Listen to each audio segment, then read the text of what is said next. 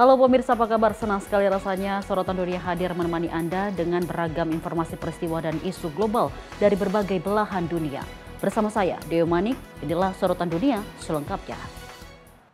Pemirsa, informasi kita awali dari Taifun Kalmegi yang menerjang wilayah Filipina Tengah menyebabkan tanah longsor parah di ibu kota Cebu.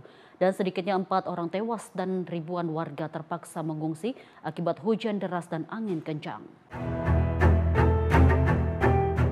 Tanah longsor melanda wilayah Cebu pada Selasa 4 November 2025 setelah Taifun Kalmegi menerjang Filipina Tengah dan menyebabkan kerusakan luas. Warga berupaya membersihkan jalan yang tertutup lumpur dan batu, sementara arus banjir masih deras melintasi permukiman. Rumah dan kendaraan mengalami kerusakan berat dengan puing-puing berserakan di sejumlah titik. Pihak pemerintah setempat menyebut dampak terparah terjadi akibat tanah longsor, sehingga membutuhkan bantuan dan alat berat untuk pembersihan jalan. Warga juga melaporkan angin kencang dan hujan deras terjadi sepanjang malam, bahkan beberapa pohon tumbang dan menimpa atap rumah penduduk. Laporan terbaru menyebutkan sedikitnya 4 orang tewas dan ribuan warga telah dievakuasi ke tempat aman. Taifun Kalmegi mendarat di Silago, Provinsi Southern Leyte dengan kecepatan angin mencapai 140 km per jam. Topan ini menjadi yang ke-20 melanda Filipina sepanjang tahun ini. Negara yang rentan terhadap bencana alam termasuk letusan gunung api dan gempa bumi. Tim redaksi Simpo TV melaporkan.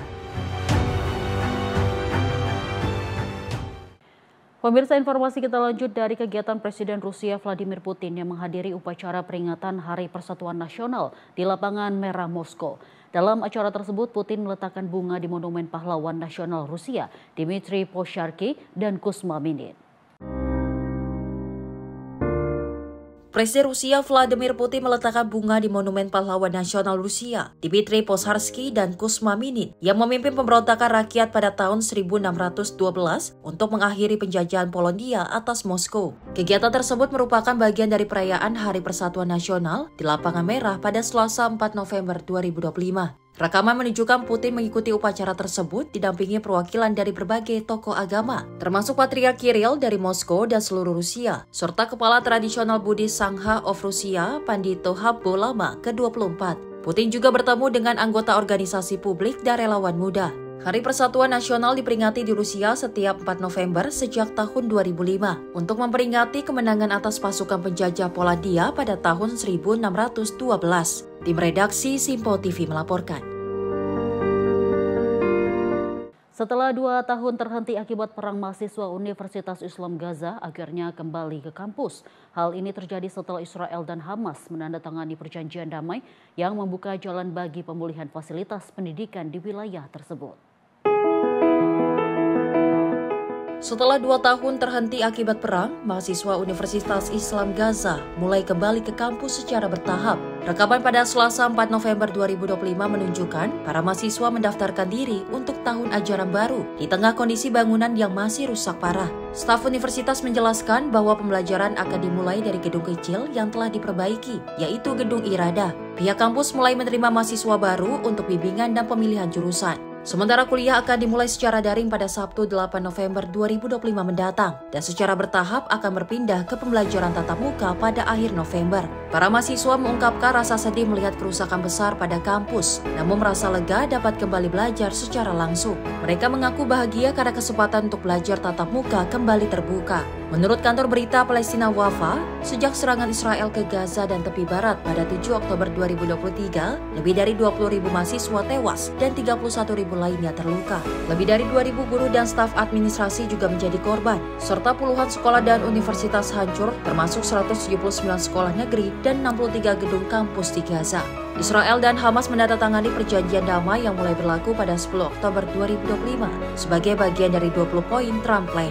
Perjanjian tersebut meliputi penghentian serangan, pembebasan semua sandera hidup maupun jenazah, serta masuknya bantuan kemanusiaan ke wilayah Gaza. Tim redaksi Simpo TV melaporkan.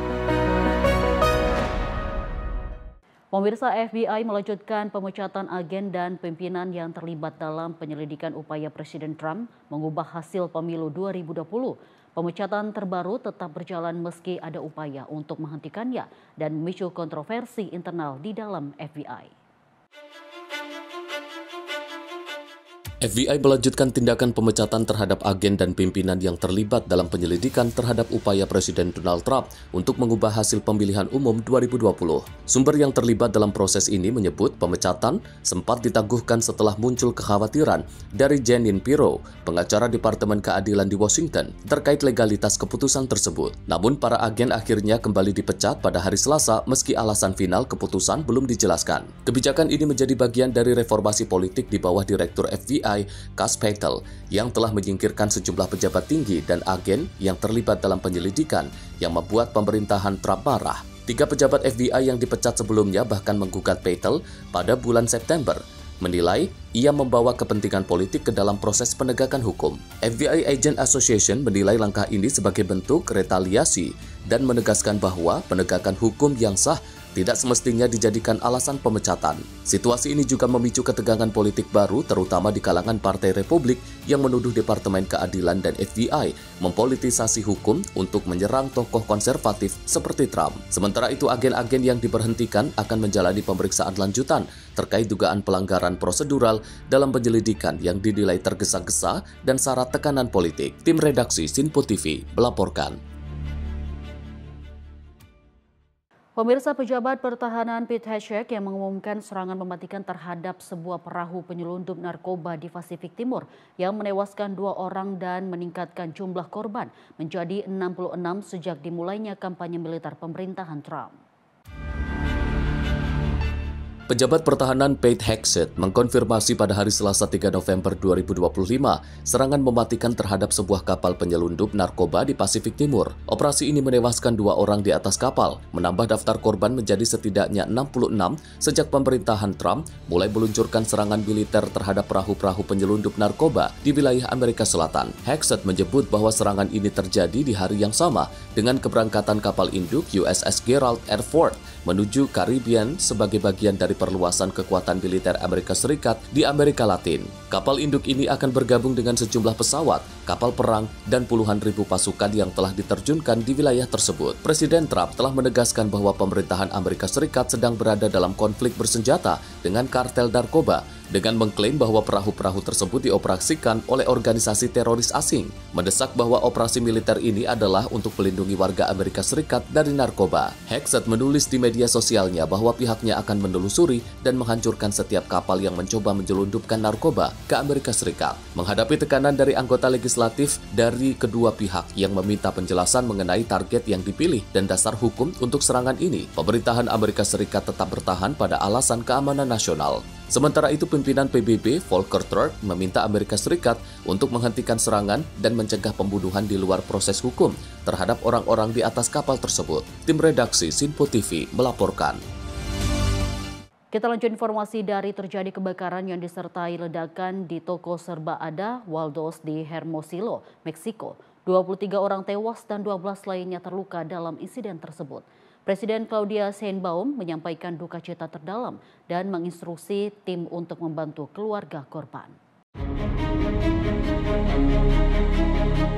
Kebakaran dan ledakan tersebut diduga bermula dari transformator di toko Waldos.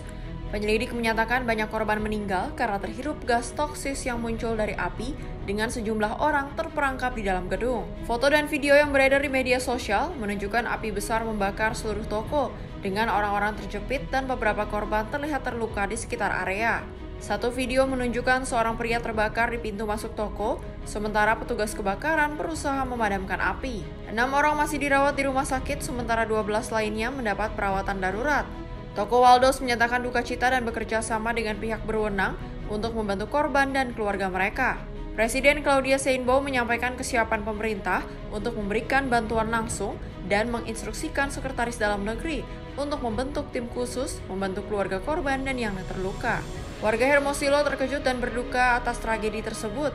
Banyak orang mempertanyakan tingkat keamanan dan ketertiban di tempat umum serta langkah-langkah penanggulangan kebakaran di masa depan. Tragedi ini menandai salah satu kebakaran dan ledakan terburuk di Meksiko Barat Laut tahun ini, meninggalkan rasa duka yang mendalam bagi keluarga dan komunitas setempat. Tim redaksi Sinpo TV melaporkan. Pemirsa, gempa berkekuatan 6,3 skala Richter mengguncang wilayah utara Afghanistan pada Senin 3 November 2025. 20 orang dilaporkan tewas dan lebih dari 640 orang luka-luka. Pemerintah dan tim penyelamat setempat terus berupaya menemukan korban selamat dari reruntuhan bangunan.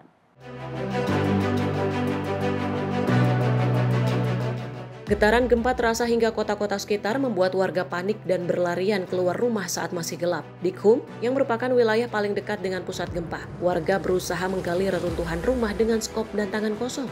Gambar dari media sosial menunjukkan beberapa batu bata runtuh dari dinding Blue Mosque, namun struktur utama masih berdiri kokoh.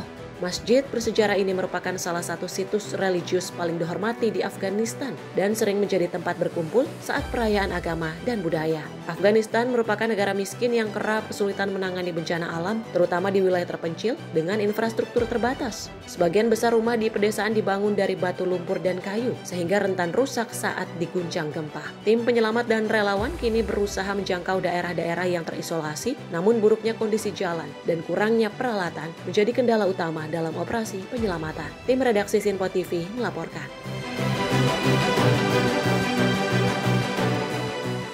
Kita lanjut informasi. Pemerintah Peru secara resmi memutus hubungan diplomatik dengan Meksiko. Keputusan diambil setelah Meksiko memberikan suaka politik kepada mantan Perdana Menteri Betsy Chavez yang saat ini dituduh terlibat dalam upaya kudeta tahun 2022. Peru menyebut langkah Meksiko sebagai tindakan tidak bersahabat dan campur tangan dalam urusan dalam negeri.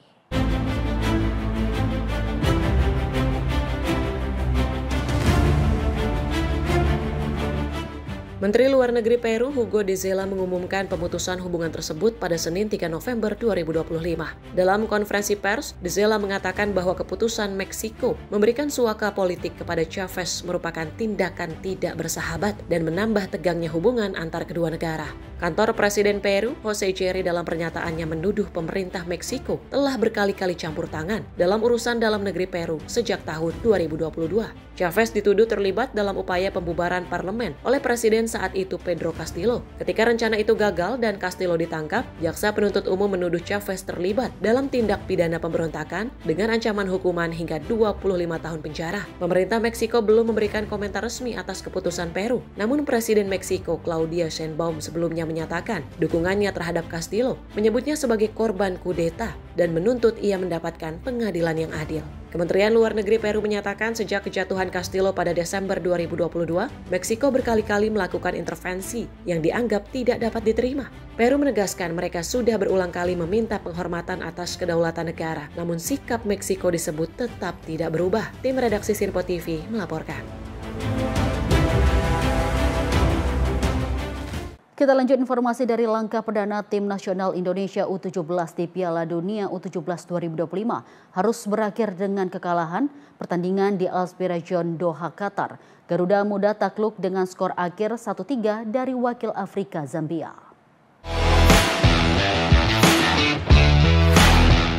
Indonesia sebenarnya mengawali pertandingan dengan cukup baik meski sempat dikejutkan gol Zambia yang dianulir VAR di menit-menit awal. Skuad asuh Nova Arianto mampu unggul lebih dulu di menit ke-12 lewat Zahabi Goli yang menyambar bola rebound di depan gawang untuk membawa Indonesia memimpin 1-0. Gol Goli membangkitkan semangat tim dan juga pendukung Garuda. Namun keunggulan tersebut gagal dipertahankan hingga turun minum. Menginjak menit ke-35, Zambia berhasil menyamakan kedudukan lewat striker andalan mereka Apple Nyirongo. Kehilangan konsentrasi Indonesia kembali kebobolan hanya bersilang 2 menit lagi-lagi oleh Nyirongo sebelum Lukonde menambah derita Indonesia di penghujung babak pertama dan mengubah skor menjadi 1-3. Di paruh kedua, Indonesia berusaha keras untuk mengubah keadaan. Beberapa peluang emas sempat lahir, salah satunya dari Firjatullah dan upaya solo Raffi Rashid yang sayangnya masih membentur tiang gawang. Perjuangan para pemain muda ini belum membuahkan hasil dan skor 1-3 untuk kemenangan Zambia bertahan hingga peluit panjang. Kekalahan ini menjadi catatan khusus bagi pelatih Nova Arianto untuk menghadapi laga berat selanjutnya melawan tim raksasa Brazil. Tim redaksi Sinpo TV melaporkan. Pemirsa, informasi lainnya akan kami hadirkan usai jeda berikut ini. Tetaplah bersama kami di Sorotan Dunia.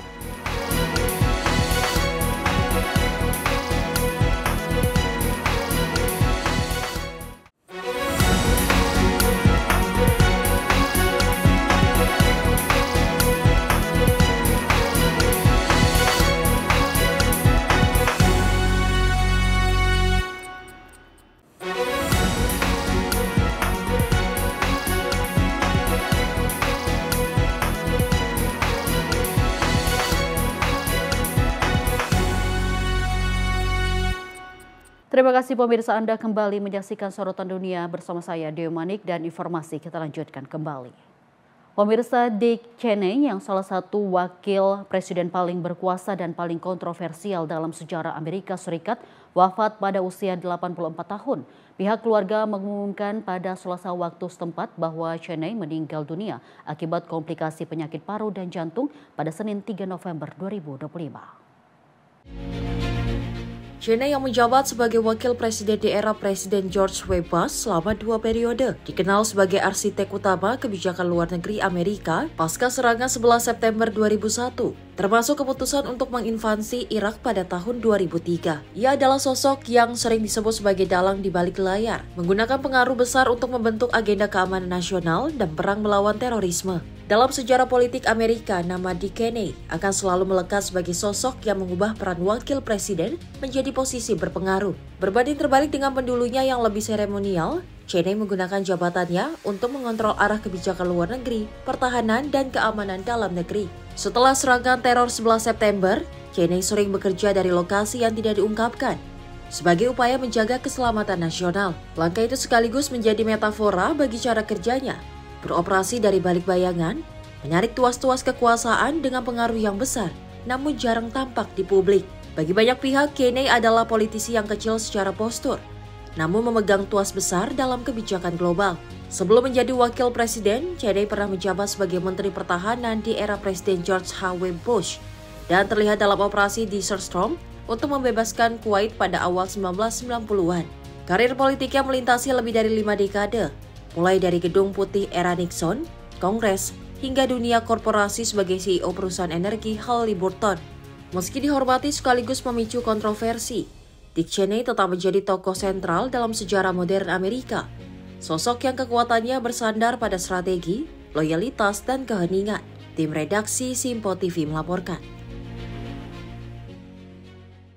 Pemirsa, operasi penegakan imigrasi besar-besaran di kota Chicago, Amerika Serikat memicu gelombang kecaman dan gugatan hukum dari warga serta organisasi hak asasi manusia.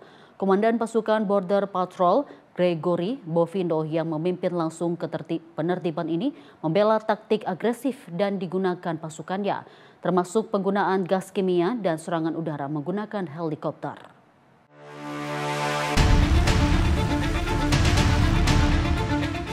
Sejak operasi Midway Blitz diluncurkan pada bulan September, lebih dari 3.200 orang ditangkap karena dugaan pelanggaran imigrasi di Chicago dan sekitarnya. Operasi ini diawali dengan penangkapan skala kecil di komunitas Latino dan imigran, namun lambat laun meluas hingga menjangkau wilayah subur dan bahkan menyebar ke negara bagian Indiana. Bovino menegaskan bahwa pendekatan keras diperlukan untuk menanggapi apa yang ia sebut sebagai invasi kriminal. Dia membandingkan petugasnya dengan polisi yang berjaga di tiap blok kota, namun dengan misi menangkal masuknya imigran tanpa izin. Beberapa tindakan lapangan yang dilakukan termasuk penggunaan gas kimia saat penggerebekan dan operasi udara menggunakan helikopter untuk mengepung sebuah gedung apartemen yang diduga menyembunyikan puluhan imigran. Banyak warga yang mengaku trauma dan lembaga advokasi imigran telah menggugat CBP secara hukum atas dugaan penyalahgunaan kewenangan. Pada saat yang sama, Presiden Trump melalui platform media sosialnya mengapresiasi kepemimpinan Bovino, menyebutnya sebagai pahlawan perbatasan yang berani mengambil resiko. Senada dengan hal tersebut, beberapa tokoh Partai Republik menilai operasi ini sebagai langkah tegas untuk memulihkan hukum dan ketertiban.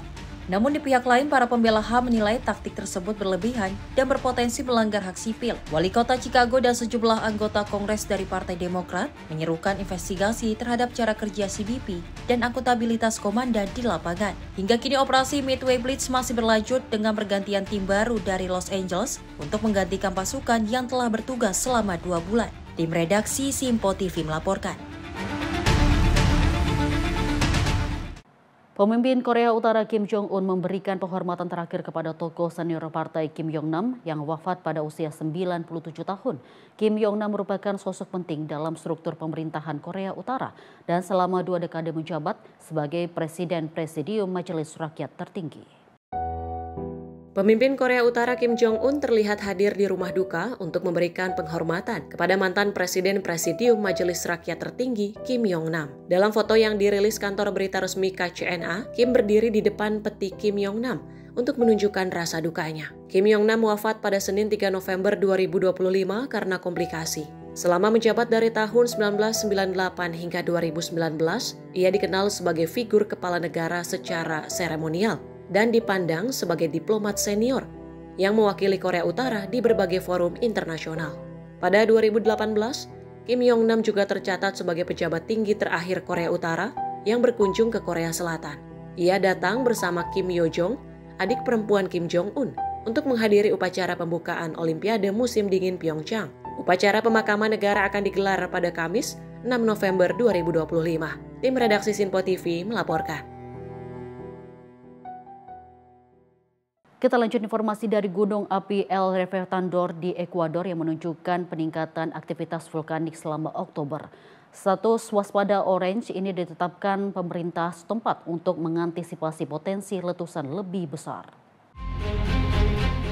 Gunung api El Reventador di Ekuador menunjukkan peningkatan aktivitas vulkanik selama Oktober. Kondisi ini mendorong pemerintah mengeluarkan status waspada orange dan mengaktifkan mekanisme pencegahan darurat. Dalam rekaman yang diambil pada Senin 3 November 2025, terlihat gunung mengeluarkan semburan asap tebal atau fumarola. Sejumlah wisatawan yang berada di kawasan Napo turut menyaksikan peristiwa tersebut. Lembaga Geologi IJEP melaporkan peningkatan aktivitas di permukaan gunung serta risiko terbentuknya lumpur vulkanik akibat hujan yang mengalirkan abu dan material ke sungai sekitarnya. Lembaga tersebut juga meningkatkan pemantauan di wilayah Chaco Canton dan sekitarnya yang berada di lereng tenggara gunung. Gunung El Reventador terakhir kali mengalami erupsi besar pada tahun 2002. Ledakan saat itu menyebabkan dampak hingga ke ibu kota Quito, sehingga pemantauan terhadap gunung ini terus menjadi perhatian nasional Ekuador. Tim redaksi Sinpo TV melaporkan. Pemirsa, serangan drone Israel kembali terjadi di wilayah Lebanon Selatan. Sedikitnya 4 orang dilaporkan tewas dalam serangan di kota Kefar Reman pada Sabtu 1 November 2025.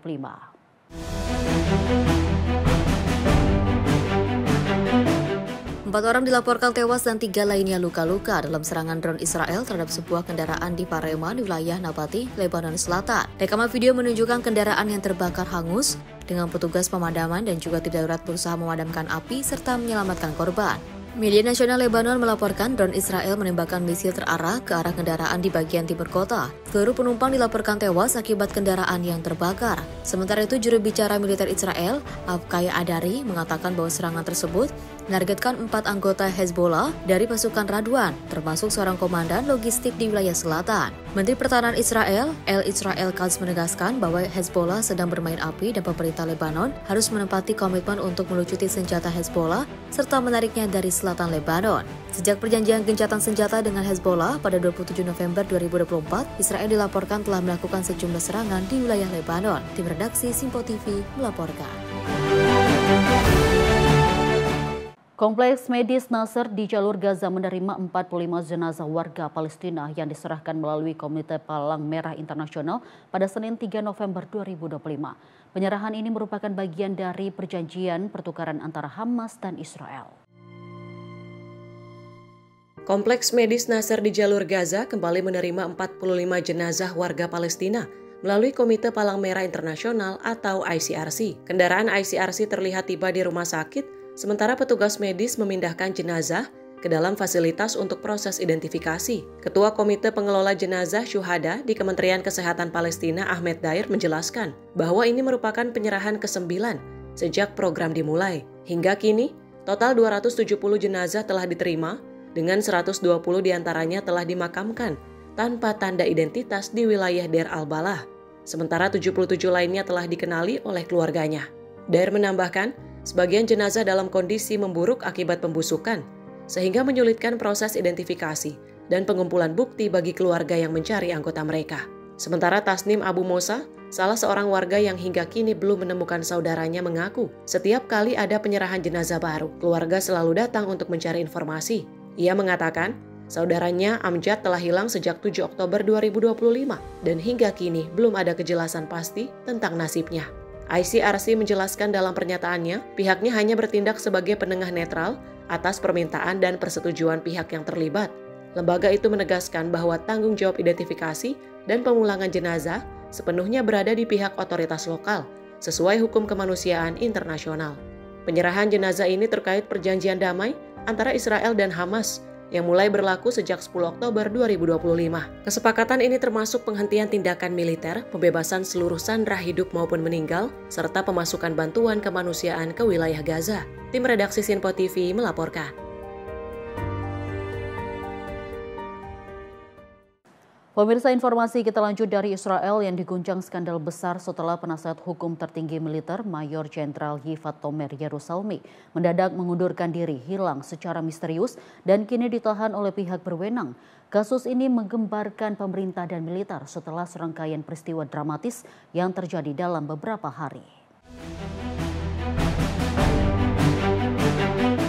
Peristiwa ini bermula dari pengakuan terbuka Tomer Yerusalmi bahwa ia menyetujui keberedaran sebuah video pengawasan yang menunjukkan dugaan penyiksaan seorang tahanan Palestina oleh prajurit Israel di sebuah penjara militer yang terkenal buruk. Video tersebut menunjukkan sebagian dari insiden penyerangan dan kekerasan seksual terhadap seorang tahanan Palestina. Menurut Tomer Yerusalmi, tujuannya adalah untuk menunjukkan keseriusan kasus yang sedang diselidiki oleh kejaksaan militer. Namun tindakannya malah memicu kemarahan para pemimpin politik garis keras dan mendorongnya untuk mengundurkan diri pekan lalu. Setelah mengajukan pengunduran diri, Tomer Yerusalmi dilaporkan meninggalkan catatan misterius untuk keluarga dan mobilnya ditemukan di dekat pantai Tel Aviv. Peristiwa ini memicu kekhawatiran akan upaya bunuh diri dan membuat militer Israel mengerahkan drone pengintai untuk mencarinya. Mantan penasehat hukum itu akhirnya ditemukan dalam keadaan hidup di tepi pantai dan kemudian dibawa ke tahanan militer untuk diperiksa terkait dugaan pelanggaran hukum dan keamanan. Insiden ini membuka perdebatan baru di Israel tentang akuntabilitas militer, transparansi penegakan hukum, serta tekanan politik terhadap para pejabat yang berusaha mempertanggungjawabkan pelanggaran HAM. Tim redaksi Sinpo TV melaporkan. Pemirsa, Wali Kota Uruapan Carlos Alberto Manzo Rodriguez yang dibunuh di alun-alun kota di hadapan ratusan warga saat perayaan Day of the Dead. Pemimpin Meksiko mengutuk insiden dan menjanjikan penyelidikan menyeluruh.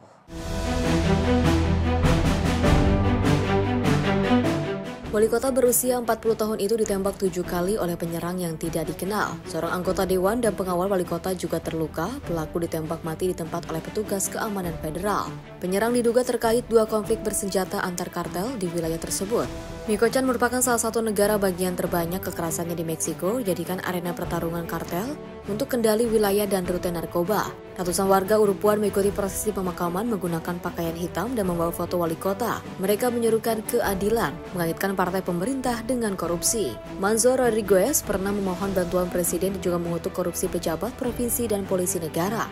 Sebelum menjabat, ia dikenal dengan julukan The Mexican Bukele karena kebijakan keamanannya yang ketat. Kematian Manzo Rodriguez mengikuti serangan sejenisnya terhadap wali kota, Tacambaro, dan jurnalis lokal yang terlibat di Urupuan. Tim redaksi Sinpo TV melaporkan.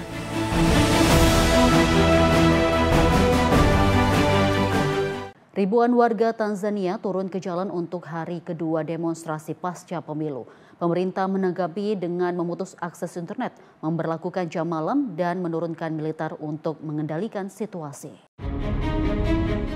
Protes meledak pasca pemilu, di mana Presiden Samia Suluhu Hasan dari partai berkuasa CCM meraih 96,99% suara dalam hitungan awal. Sementara 2 kandidat dari partai oposisi utama dilarang mengikuti pemilu, memicu kemarahan publik. Situasi pun berubah kacau saat protes meluas. Massa dilaporkan membakar bus dan stasiun bensin, menyerang pos polisi, serta merusak tempat pemungutan suara. Militer dan polisi diterjunkan untuk menjaga keamanan, mendirikan pos penjagaan di berbagai titik. Pemerintah juga meminta pegawai negeri bekerja dari rumah untuk membatasi pergerakan warga.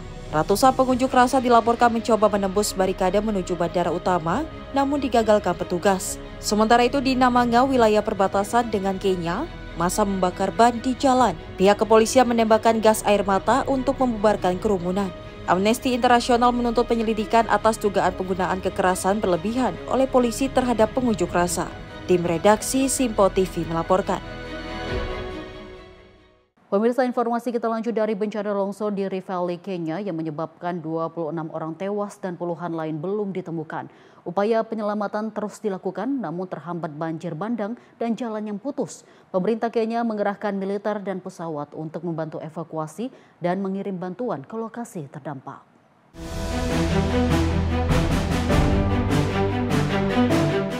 4 jenazah kembali ditemukan dalam operasi penyelamatan terbaru, menambah total korban tewas menjadi 26 orang. Menteri Dalam Negeri Kenya, Kipchumba Murkomen, menyatakan pemerintah telah meningkatkan operasi penyelamatan dengan mengerahkan 4 pesawat militer untuk menjangkau area yang terputus. Hujan deras di sejumlah wilayah Kenya memicu banjir dan memaksa ribuan warga mengungsi. Pemerintah akan mengirim suplai darurat untuk 15 sekolah yang terisolasi dan memastikan soal ujian nasional tetap sampai ke siswa terdampak. Murkomen menegaskan pemerintah akan menanggung biaya medis untuk 30 orang yang luka serta mempercepat relokasi warga yang kehilangan rumah. Sementara itu, manajer regional Kenya Red Cross, Oscar Okum, mengingatkan warga untuk meninggalkan area beresiko dan pindah ke tempat aman. Perkembangan ini menunjukkan ancaman longsor di Rift Valley masih berlanjut dan juga menguji keselamatan serta mata pencaharian warga setempat. Tim redaksi Simpo TV melaporkan. China memasuki era baru dalam dunia robotika setelah robot humanoid berhasil menyelesaikan sebuah etape lari obor secara mandiri dalam ajang National Games ke-15 di Shenzhen. Dan robot bernama Kuavo tersebut menjadi pembawa obor pertama di dunia yang berlari tanpa pengawas atau pengendali manusia. China resmi memasuki era baru robotika saat robot humanoid bernama Kuavo berhasil menyelesaikan sebuah segmen lari obor secara otonom dalam ajang National Games ke-15 di Shenzhen. Rekaman yang dirilis memperlihatkan Kuavo berlari sambil membawa obor seberat 1,6 kg sepanjang 100 meter. Dengan gerak stabil dan presisi, robot ini berhasil menuntaskan lari tanpa dampingan teknisi atau pengendali jarak jauh. Torch Relay dimulai di Taman Lotus Hill Shenzhen dan untuk pertama kalinya digelar serentak di 4 kota, yakni Hong Kong, Macau, Guangzhou, dan Shenzhen. Acara ini sekaligus menandai momen sejarah pertama kali obor National Games melintasi Hong Kong dan Macau. Obor dari keempat kota tersebut kemudian dikonsolidasikan di Guangdong Olympic Sports Center pada Minggu 2 November 2025 siang, untuk kemudian digunakan dalam upacara penyalaan kobaran api utama pada pembukaan National Games yang akan digelar 9 November mendatang. Tim redaksi Simpo TV melaporkan. Pemirsa, informasi lainnya akan kami hadirkan usai jeda berikut ini. Tetaplah bersama kami di Sorotan Dunia.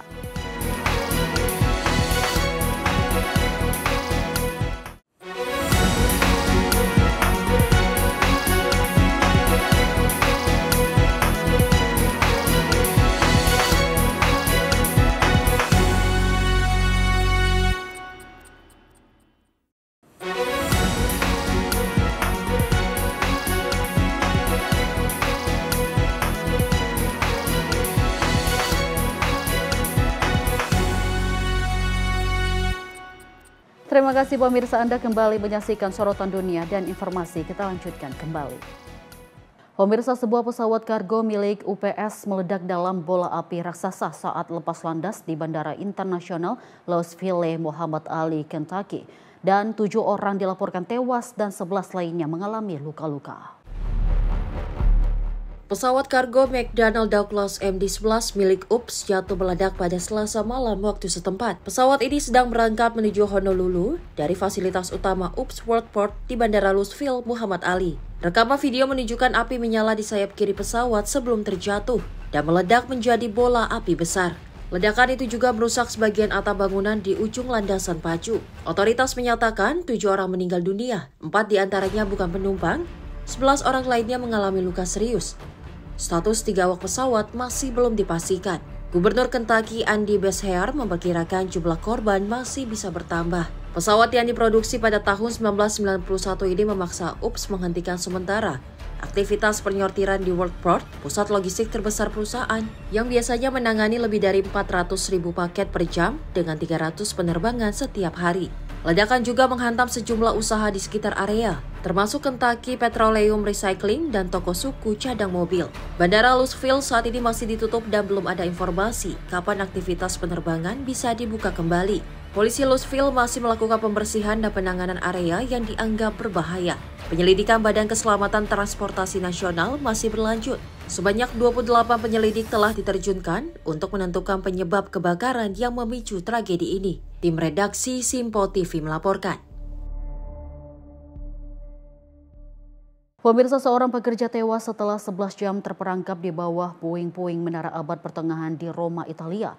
Menara Torre dei Conti sebagian roboh saat pekerjaan renovasi sedang berlangsung di tengah kota. Tim penyelamat Italia bekerja hingga larut malam untuk menyelamatkan seorang pekerja yang terperangkap di dalam menara Torri dei Conti. Korban warga Rumania bernama Octav Stroici berhasil dievakuasi namun meninggal akibat cedera parah. Perdana Menteri Italia Giorgia Meloni menyampaikan bela sungkawa. Pemerintah Rumania juga mengonfirmasi identitas korban dan mengapresiasi kerja tim penyelamat. Menara Torri dei Conti dibangun pada abad ke-13 oleh Paus Innocent III dan telah berulang kali mengalami kerusakan akibat gempa dan waktu. Ratusan turis menyaksikan proses penyelamatan yang rumit dan berbahaya saat bagian menara kembali runtuh dan mengeluarkan debu tebal. 3 pekerja lain selamat, sementara seorang pekerja berusia 64 tahun masih kritis. Menara saat ini sedang direnovasi dengan anggaran 6,9 juta euro untuk proyek restorasi dan pembuatan museum baru. Kejaksaan Roma telah memulai penyelidikan atas dugaan kelalaian dalam proses renovasi. Tim redaksi Simpo TV melaporkan. Kita lanjut informasi dari perang saudara di Sudan yang meledak sejak 15 April 2023 masih terus berlanjut hingga saat ini. Konflik antara dua jenderal berpengaruh itu telah menelan ratusan ribu korban dan memaksa jutaan warga mengungsi. Perebutan kekuasaan antara Abdel Fattah al-Burhan dan Mohamed Hamdan Dagalo memicu krisis berdarah di Sudan. Situasi kian memburuk dengan dugaan campur tangan pihak luar dalam perang ini. Perang saudara yang meletus pada 15 April 2023 menjadi awal dari konflik panjang di Sudan, yang hingga kini belum juga usai dan telah memakan banyak korban jiwa. Konflik ini bermula dari perbuatan kekuasaan antara dua tokoh militer berpengaruh, Jenderal Abdel Fattah al-Burhan, pemimpin Angkatan Bersenjata Sudan atau SAF, dan Jenderal Mohamed Hamdan Dagalo, komandan pasukan paramiliter RSF. Ketegangan keduanya bermula setelah kejatuhan Presiden Omar al-Bashir pada tahun 2019. Meskipun pemerintah transisi sipil militer sempat dibentuk, namun pada Oktober 2021 terjadi kudeta yang dipimpin langsung oleh Burhan dan Dagalo. Sejak saat itu konflik terus memanas, hingga puncaknya terjadi pada tahun 2023 saat perang saudara berdarah meledak dan menelan ratusan ribu korban, serta memaksa jutaan warga mengungsi dari tempat tinggal mereka. Hingga tahun 2024 dan 2025, pertempuran masih berlanjut dengan penggunaan senjata berat dan serangan drone di berbagai wilayah. Pasukan RSF diduga mendapat dukungan senjata dari Khalifah Haftar, tokoh militer dari Libya Timur, serta dana dari perdagangan emas ilegal. Hingga kini lebih dari 150.000 orang dilaporkan tewas dan sekitar 12 juta warga terpaksa mengungsi. Menurut Perserikatan Bangsa-Bangsa, situasi di Sudan menjadi salah satu krisis kemanusiaan terbesar di dunia saat ini. Tragedi ini kian memilukan dengan laporan berbagai pelanggaran HAM dan kekerasan terhadap warga sipil di wilayah-wilayah konflik. Virial Al-Hakim, Simpo TV melaporkan.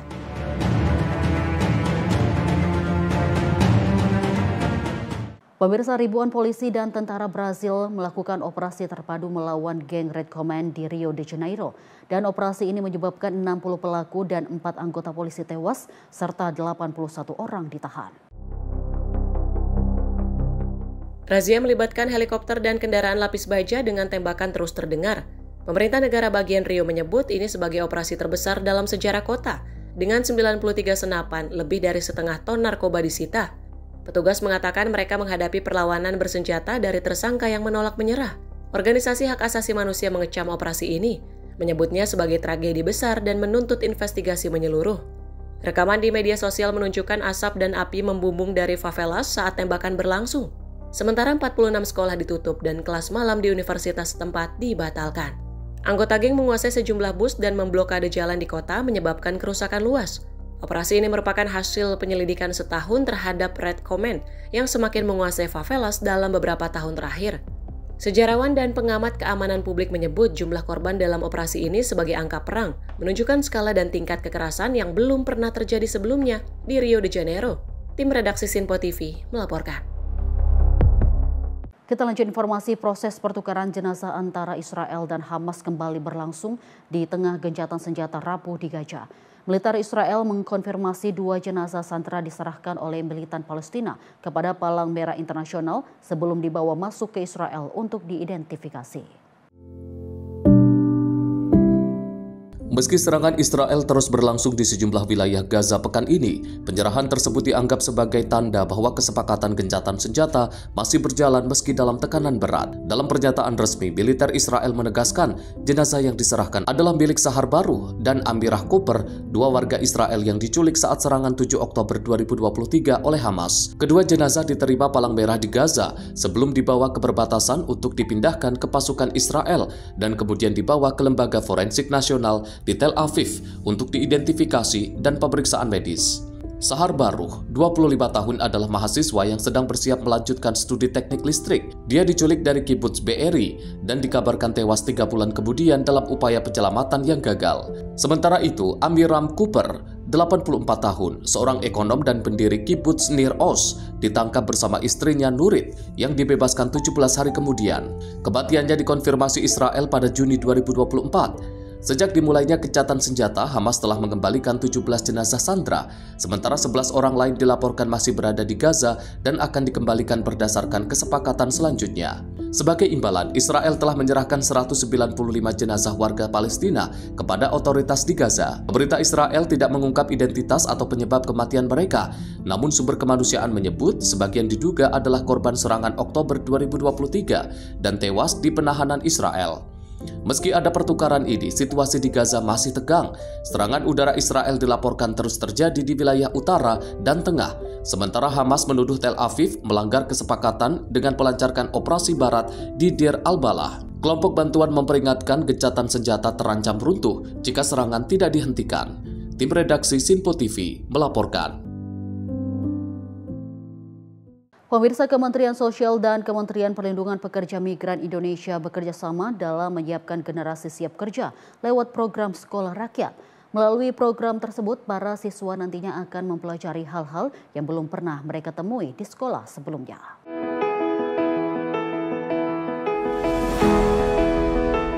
Menteri Sosial Saifullah Yusuf menjelaskan bahwa Sekolah Rakyat merupakan program prioritas Presiden Prabowo Subianto untuk meningkatkan kualitas sumber daya manusia. Program Sekolah Rakyat tersebut kini juga dikembangkan untuk menciptakan calon tenaga kerja Indonesia dengan membekali siswa melalui keterampilan kerja dan juga pelatihan bahasa asing sejak dini. Dalam materi yang diberikan, nantinya siswa akan dibimbing sesuai dengan minat masing-masing, baik untuk melanjutkan studi maupun langsung bekerja termasuk di luar negeri.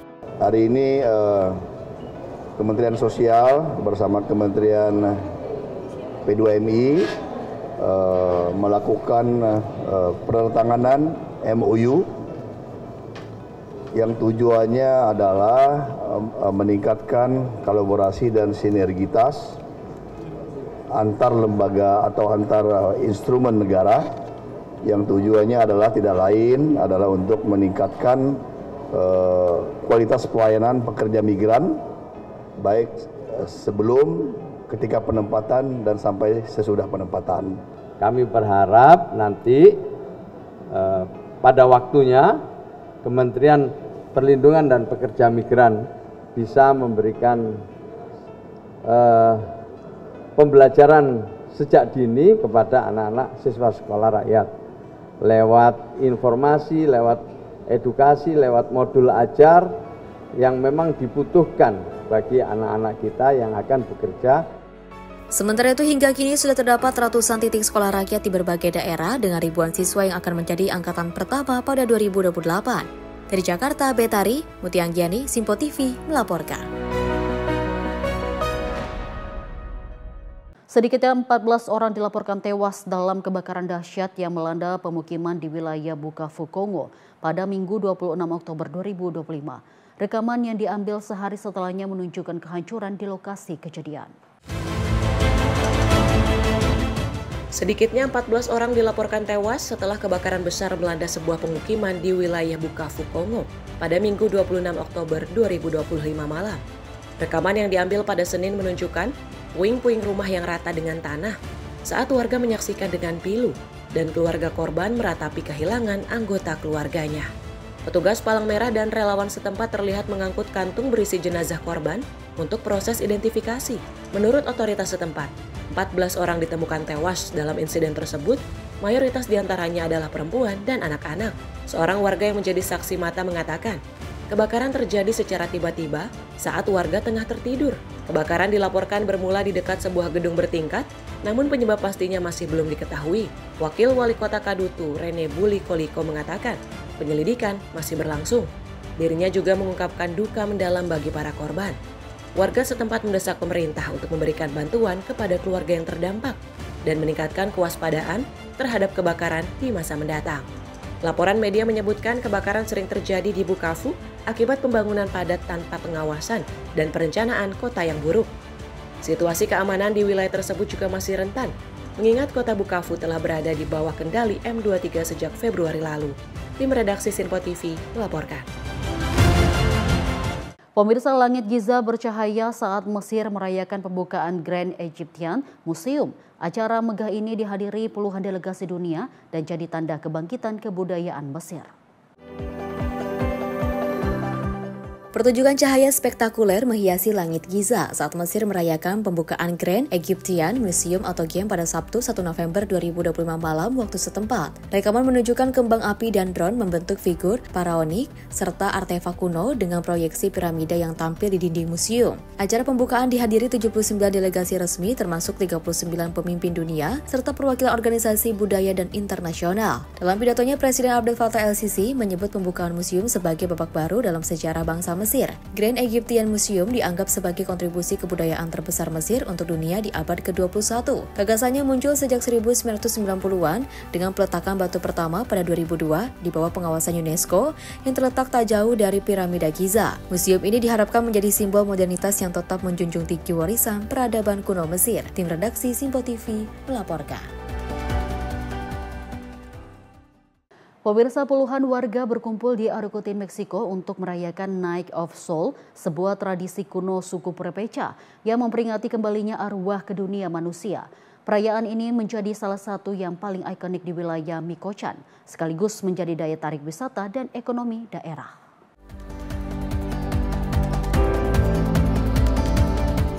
Puluhan warga berkumpul di Arucutin pada Sabtu 1 November 2025 malam untuk mengikuti Night of Souls, tradisi suku Purepecha di mana arwah yang telah meninggal dipercaya kembali untuk mengunjungi keluarga mereka. Rekaman menunjukkan gerbang bunga dan halaman gereja dipenuhi bunga marigold, lilin yang menyinari makam, serta jalan petal yang mengarah ke tempat doa dan nyanyian di pemakaman Arucutin. Warga setempat menjelaskan bahwa bunyi lonceng menjadi panduan spiritual bagi arwah untuk menemukan jalan menuju keluarga mereka. Tahun ini, 3 komunitas yang paling menonjol dalam perayaan adalah Characuaro, Wazio dan juga Cucu Kuko. Menjelang Day of Death, warga membersihkan makam membuat makanan tradisional seperti tamales dan juga atole, serta menghiasi area makam dengan lilin dan juga marigold. Perayaan Night of Souls dipandang sebagai momentum untuk menghormati dan juga mengingat yang telah tiada, di mana kematian tidak dilihat sebagai akhir, melainkan bagian alami dari siklus kehidupan. Dalam keterangan resmi, pemerintah setempat mengimbau penduduk dan juga wisatawan untuk menghormati ritual tradisional serta tidak mengubah unsur leluhur yang sudah menjadi warisan budaya. Selama festival Day of the Dead yang digelar di sepanjang wilayah danau dan juga kota Morelia, terhitung sekitar 347.000 pengunjung dengan perputaran ekonomi mencapai 390 juta peso atau setara dengan 21 dolar Amerika Serikat. Perayaan ini menjadi salah satu kegiatan ekonomi utama yang menghidupkan Michoacán setiap tahun. Tim redaksi Sinpo TV melaporkan. Puluhan ribu pelari ambil bagian dalam Maraton Istanbul ke-47, ajang lari unik yang menghubungkan benua Asia dan Eropa.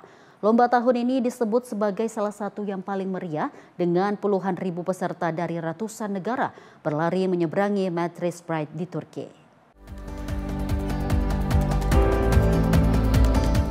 Puluhan ribu peserta turut berpartisipasi dalam Maraton Istanbul ke-47 pada Minggu 2 November 2025 pagi waktu setempat. Ajang ini merupakan satu-satunya lomba lari antar benua di dunia. Rekaman menunjukkan para peserta bersiap menghadapi rute sepanjang 42 km, dimulai dari sisi Asia dekat jembatan Martyrs dan juga berakhir di wilayah Eropa. Seorang pelari veteran yang telah berpartisipasi selama 55 tahun menyebut maraton ini sebagai pengalaman tak terlupakan. Menurutnya, keindahan dan kegembiraan di Istanbul adalah sesuatu yang harus dialami semua orang. Maraton tahun ini diikuti sekitar 41.000 peserta dari 126 negara. Dalam kategori pria, pelari asal Kenya Ronzas Lokitam Kelimo menjadi juara dengan catatan waktu 2 jam 10 menit 12 detik. Sedangkan kategori wanita dimenangkan oleh pelari Ethiopia Bezawarger Adira dengan waktu 2 jam 26 menit 19 detik. Keduanya masing-masing menerima hadiah sebesar $50.000 Amerika atau setara dengan 43.000 euro.